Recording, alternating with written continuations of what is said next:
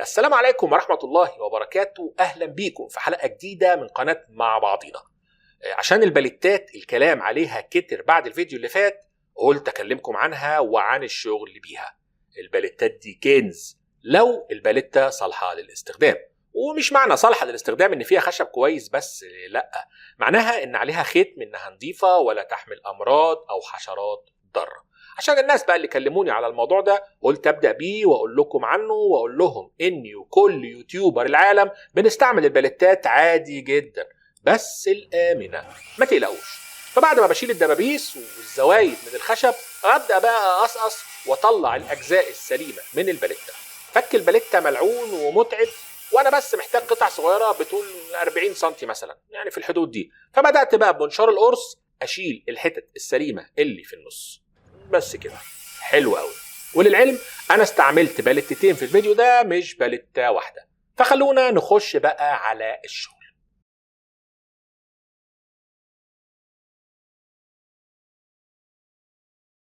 دي عينه من مقاسات الاخشاب اللي طلعت. بستعمل منشار القرص مع الدليل بتاعه، بركبه فيه وبظبط بقى المسافه تكون 4 سم ونص تقريبا. اقفل المسمار وابدا بقى اقص الخشب ده لشرايح شرايح، وهطلع شرايح بنفس الشكل والمقاس. تقدر طبعا تستعمل منشار الطاولة لو عندك.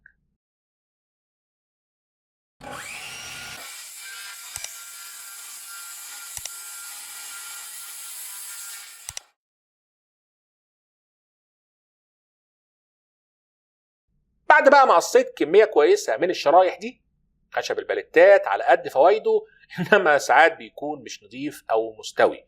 يعني مثلا دي كده فيها شفة صغيرة، ودي فيها مثلا رايش بسيط، فلازم طبعا نسويهم وننضفهم. لو عندك تخانة او ربو هتتصرف، انما لو ما عندكش زي حالاتي هنستعمل الحل الاسهل والابسط، الفارة. فعملت جيك بسيط كده هيخليني اشتغل على السدايب دي. بحط السدابة بتتزنق من فوق وفي الجنب، ومن تحت بقى بحط زنبة بسيطة كده، يعني خشبة مشطوفة، بدخلها تحت وادق عليها دقتين بتمسك السدابة. وطبعا كل الاخشاب اللي مستعملها في الجيك ارتفاعها اقل بكتير من سمك السدابة اللي انا هنضفها، بحيث بقى اجيب الفارة بتاعتي وابدأ اكل من السدايب عشان انعمها واساويها.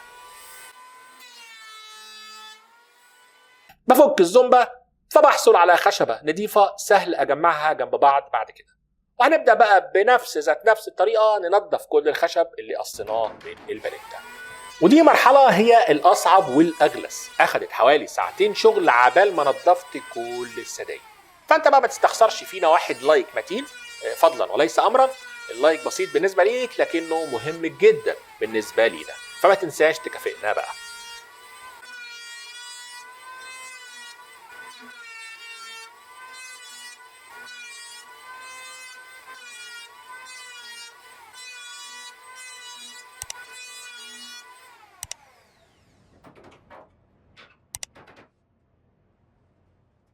المهم بقى عشان السوا والشغل نظيف، جبت ربع لوح كونتر غطيته بسولوتيب عشان ما يمسكش فيه الغيره، وهبدا بقى اوزع السدايب بتاعتي بطريقه عشوائيه جنب بعض، وابقى سايب فراغ بينهم، واكمل بقى ترصيص السدايب وانا سايب الفراغ.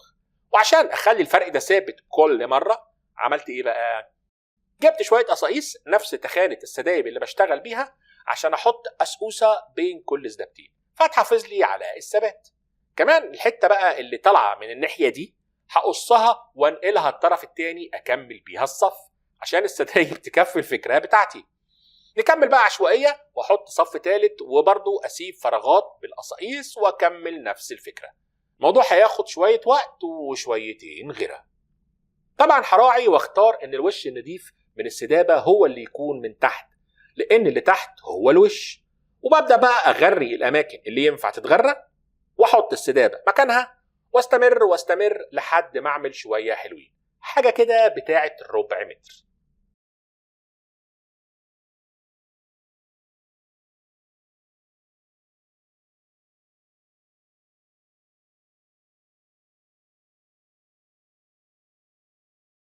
كفايه كده عشان اقدر امسكها بالقمط. حلو كده. هركن بقى الحته دي على جنب قبل ما تنشف، وهعمل قطعه تانية برضو بنفس الطريقه ونفس القياس، وبرضو نركنها شويتين حلوين.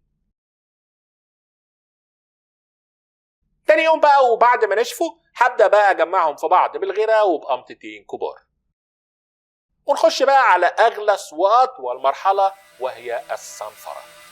طبعا بواقي الغيره وتسويه الخشب احتاجت صنفره لفتره طويله وبدرجات صنفره متعدده، واحتاجت كمان ان حد يساعدني شويه، وصورته في الخباثه للذكرى ابني سراج. بصراحه تعب معايا في الفيديو ده، فما تنسوش بقى اللايك المخصوص للفنان الصغير اللي بيحب الورشه والشغل معايا. عايز لايكات مخصوصه لخليفتي في الملاعب. ونكمل نشوف هنعمل ايه.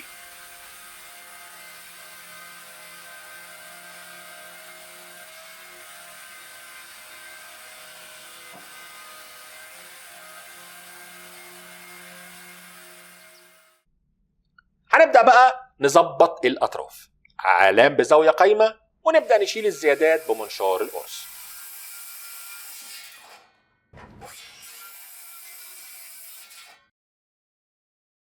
طبعا الأطراف دي تقدر تسيبها مربعة أو تدورها ببنطة غسيل ربع دايرة براحتك. أنا شخصيا هستعمل بنطة غسيل بالشكل ده كده، وهنضف وادور كل الأطراف بتاعة القرص اللي طلعناه ده.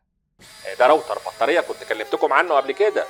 وبالمناسبة بقى كل روابط الأجهزة والعدة اللي بستعملها هتلاقوها في صندوق الوصف لو بتشوفونا من اليوتيوب، أو في أول تعليق لو بتشوفونا من الفيسبوك.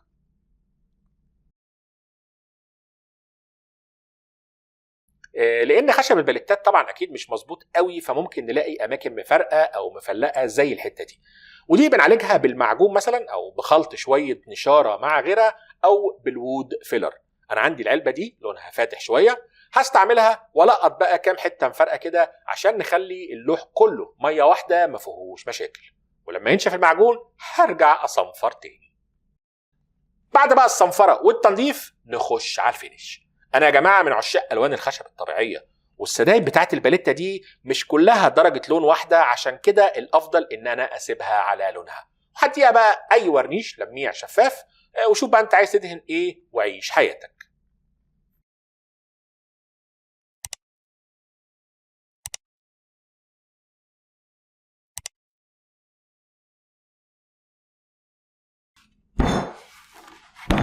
كده القرص خلص وبقى شكله امور وبيلمع. وقبل بقى ما نخش على اخر حاجه النهارده، عايز ارد على التعليقات اللي لسه هتيجي على الفيديو. خشب الباليتات مش كله غير صالح للاستعمال الادمي، في انواع تصلح ان احنا نشتغل بيها، وانا كعماد بستعمل الانواع الاوروبيه الامنه وبنصح كمان بيها. الفينش شيء يرجع لذوق وامكانيات كل واحد، يعني تقدر تلون القرص باي لون انت بتحبه، تقدر كمان تلغي الفواصل او المربعات اللي في النص دي، او تقدر تملاها ايبوكسي او حتى قطع صغيره من خشب المهوجني. انا بصراحه عجباني فكره الفواصل دي مع تدرج الوان الخشب اللي انا مستعمله.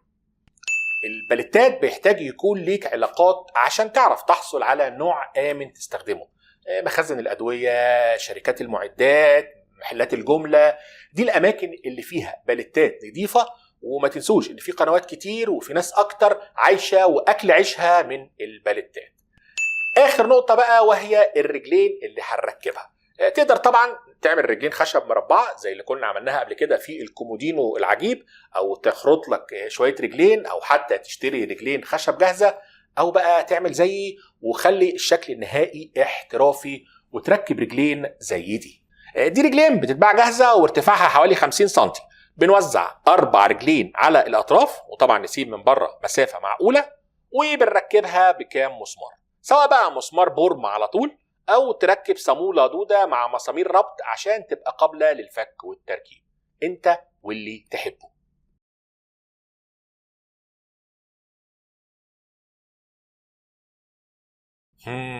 كده خلصت الطاوله. شكلها مختلف ومميز، واظن انها جميله وعامله شكل يلفت الانظار. انتوا ايه رايكم؟ هستنى بقى تقولوا لي رايكم، وكمان تقولوا لي عايزيننا نعمل ايه بالباليتات عشان لسه عندي كام واحده. وانتوا عارفين احنا مش بنطلب منكم الاشتراك في القناه الا لو الفيديو عجبكم، وكالعاده مش هوصيكم على اللايك والشير، وان شاء الله نتقابل على خير. سلام عليكم. انا كعماد بستعمل البلتات الاوروبي انا كعماد بستعمل الانواع الاوروبيه الامنه اللي هي امنه تاني. انا كعماد بستعمل اعوذ بالله من الشيطان الرجيم. في منه انواع كتير تصلح طبعا ان احنا نشتغل بيها، وانا كعماد بستعمل الانواع الاوروبيه الامنه